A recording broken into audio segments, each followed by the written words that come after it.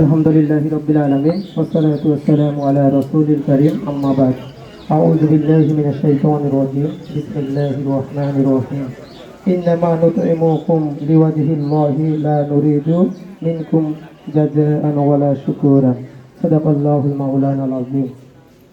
অধ্যকার মানব কল্যাণ সংস্থা কর্তৃক আয়োজিত নব কমিটির আত্মপ্রকাশ ও পরিস্থিতি সভায় উপস্থিত আছেন সম্মানিত সভাপতি, উপস্থিত আছেন উক্ত প্রতিষ্ঠানের রক্ত যাকে বলা হয় প্রিয় সদস্যবৃন্দ এবং প্রিয় এলাকাবাসী, সবাইকে আমার প্রাণের গহীন থেকে সালাম ও শুভেচ্ছা। আসসালামু আলাইকুম ওয়া রাহমাতুল্লাহি ওয়া বারাকাতুহু।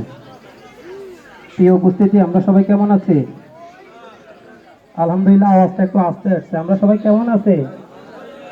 ভালো থাকার মতো শ্রেষ্ঠ নিয়ামতকে সাথে নিয়ে আমি আমার সংক্ষিপ্ত আলোচনা শুরু করার পূর্বে আমার মনের গভীর থেকে ধন্যবাদ জানাচ্ছি আমার মতো একজন ক্ষুদ্র ব্যক্তিকে মানব কল্যাণ সংস্থা নামক এত বড় একটা প্রতিষ্ঠানের উপদেষ্টা হিসেবে নেওয়ার জন্য আমি এই প্রতিষ্ঠানকে আমার মনের গভীর থেকে ধন্যবাদ জানাচ্ছি।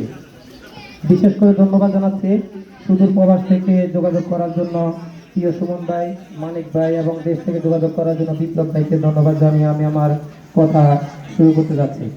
প্রিয় উপস্থিতি, আমি আপনাদের সামনে, যেহেতু এখানে উপদেষ্টাদের কাজই হচ্ছে উপদেশ দেওয়া, আমি আপনাদের সামনে পবিত্র কোরআনের একটি আয়াত তেলাওয়াত করেছিলাম, যেখানে মহান রব্বুল আলামিন নিজেই সমাজকর্মীরা কি করতে হবে সেই উপদেশ মহান রব্বুল আলামিন নিজেই দিয়ে দিয়েছেন।